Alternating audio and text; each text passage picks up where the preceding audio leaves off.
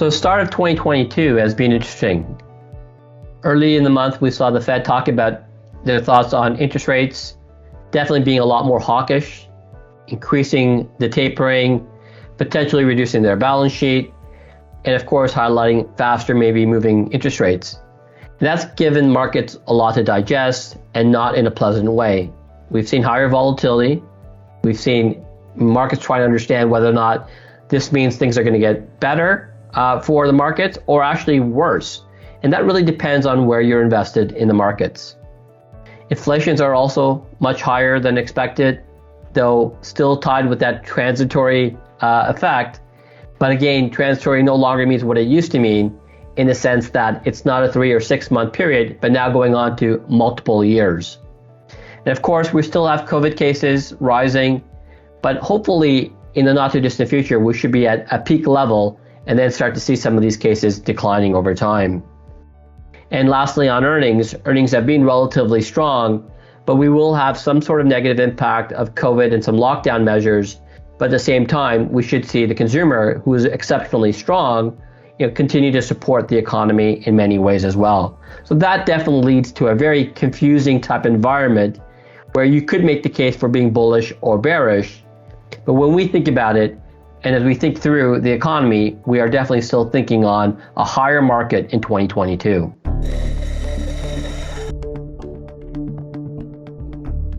Now, how we position our portfolios really is based off our 5 lenses. And for those of you who don't remember the 5 lenses, this really is about how we're positioning our portfolios from an asset mix perspective, asset class, our regional allocations between equities and bonds, our views, on our strategic style and factor exposures, and obviously how we're going to implement that going forward, whether that's through ETFs, mutual funds, derivatives, or whatnot. The key here is that given our comments that we think markets are going to be higher by the end of the year, we do want to have a tilt to overweight equities.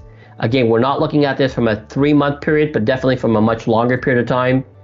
And therefore, we want to weight overweight equities. And our scale on this is a 1, which means that we are somewhere between 1 to 2.5% overweight equities in our portfolios, depending on the particular portfolio.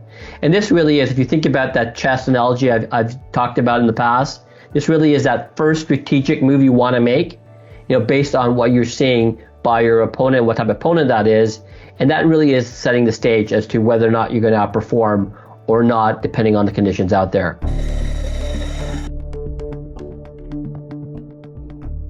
Now, our next step is regionally within the equity frame. As we know, not all regions are equal. We saw that in 2021.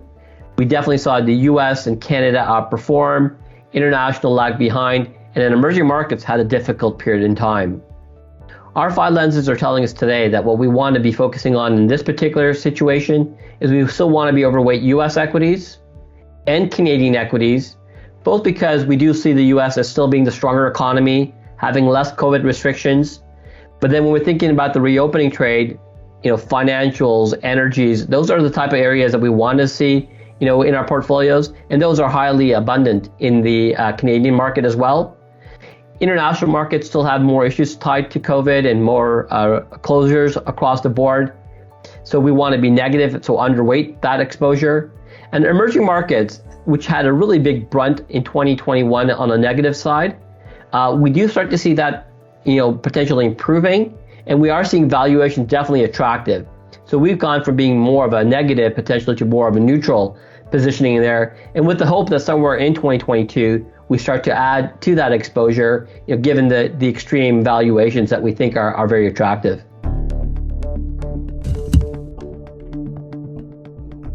Now, when we come to the bond space, it's really important here to get this right.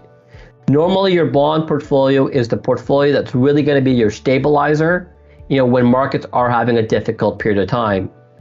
But this is interesting here, right? Because right now, when we're seeing interest rates go up, that means yields are going up, which is not good for the bond market, but also it's having a potentially negative impact to the equity markets, because of the worry and the uncertainty tied to how often rates are going to go up and by how much.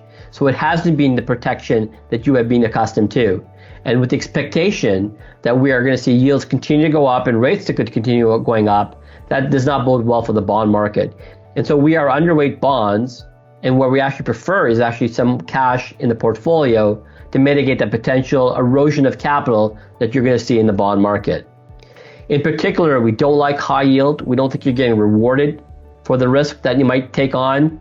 And we're a bit more neutral on emerging market debt. And then your more traditional bonds, within the space, that we're still a bit negative on government bonds as well too.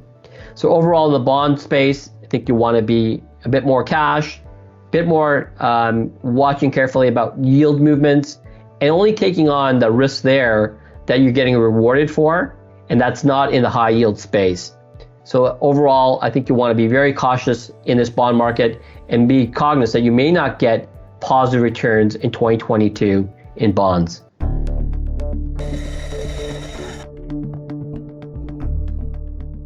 Next, we want to look through, our style and factor exposures within these markets. Now, for the last couple of years, we have seen technology dominate as that work from home, the digital spend, and the pandemic situation has really accentuated, where money was flowing towards. And those areas have done exceptionally well.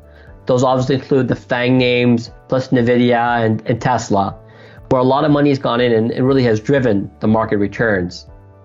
We think that as rates start to move up, and we start to see these long duration assets, which are really some of the technology names, get hit a little bit more because rates go up. It means their valuations become extended, and potentially you start seeing some of those names get hit a bit more, or at least a lot more volatile. And where we want to expose ourselves is to things that are going to be tied more to the reopening, things that are going to benefit from a rising yield environment, and things that are going to be supported by a consumer that is going to be changing the way they're spending. So away from some of those technology spends to more some of the recreational, some of the more vocational type things, some of the things that are again that they haven't been able to spend as much on during the pandemic. So that's where the style and our factor exposures want to be highlighted towards.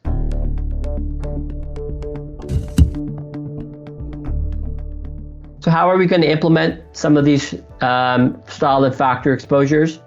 Well, we want to be very specific. So one, as yields go up, one of the sectors that are going to do really well in this environment is the financial sector. So we want to have exposure to the financials because they're going to benefit from higher yields, buybacks, increasing dividend yields, and again, a stronger consumer that will eventually start to have a bit more appetite for loans, which will benefit the banks as they benefit off those interest rate spreads on some of those loan policies as well.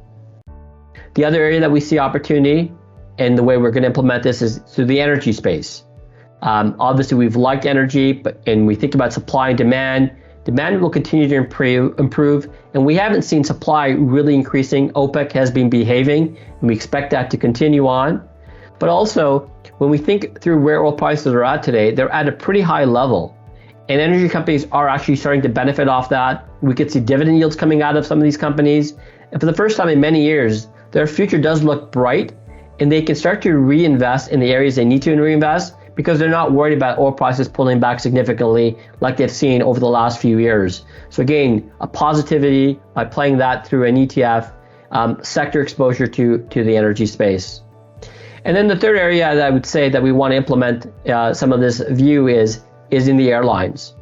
We think that this is one of the first areas that people will want to spend when COVID is behind us. Now that may not happen right away, and obviously with current COVID situations, probably not imminent. But we do think their valuations are attractive given where they were pre-2019. And again, as I mentioned, this is going to be an area where we're going to see a first move spend coming through. So that's how we want to implement that. And we still want to have our overweight to the US dollar, albeit that, given the Canadian dollar, it should benefit from higher oil prices. But we do think it's still that protection part. If we do see anything, happen negatively, the US dollar should strengthen up in that period of time. Now, as we look ahead to 2022, things that we're really going to be paying attention to is what the Fed does. There's a high chance the Fed could have a policy mistake. Now, that may not be in delivering the policy, but in communicating that policy. And we've seen that, early in January when they came out and made their, had their Fed notes out to the marketplace. It was a different reaction than when they actually had the Fed meeting. So this is another example of, what they say is very important. and how the market reacts will be very important along the way. The second is that we don't see additional variants popping up on the COVID situation, which could add more lockdown measures potentially. But for the most part, I do think most of the COVID economic impact is behind us. And third, do we see supply chain reactions continue to get better or get worse? That's an important thing to keep an eye out for, and that has impacts to inflation, and that will have an impact on how interest rates move going forward as well. So those are important things to pay attention to. We do expect to see earnings continue to be pretty strong into 2022, but probably more so in the second half of the year, as again, the first half will be slightly impacted by the early lockdowns of COVID. And of course, as we think through our economies, we want to make sure that we're looking through all the regions and finding out which economies are now starting to benefit most from that reopening part of that trade, and which economies have hit a valuation spectrum that might be too high, and potentially rotations occurring similar to the rotation we might be starting to see between technology and some of the most value trades coming through. To summarize, we're still optimistic about markets in 2022, though with a lot more volatility. So we still want to be overweight equities. We still want to focus in the regions that we think have the best opportunities, which is again, US and Canada. In the bond space, we do think it's going to be a difficult period for bonds, and holding some cash may make a lot of sense. Adding a lot of credit exposure, you're not getting rewarded for that. We do think there's going to be some tilt away from some of the technology names that have done really, really well in 2020 and 21 into some of that more value of the reopening trade. And in particular, we think financials, energy, and potentially some of the airline or travel and tourism areas are the areas that you want to be, investing in. Of course, all of this is highly dependent that we don't see more variants coming through in the marketplace, and consumer spending continues to go as expected. And the Fed, in big important part here, the Fed does not shock us with anything outside of what is expected.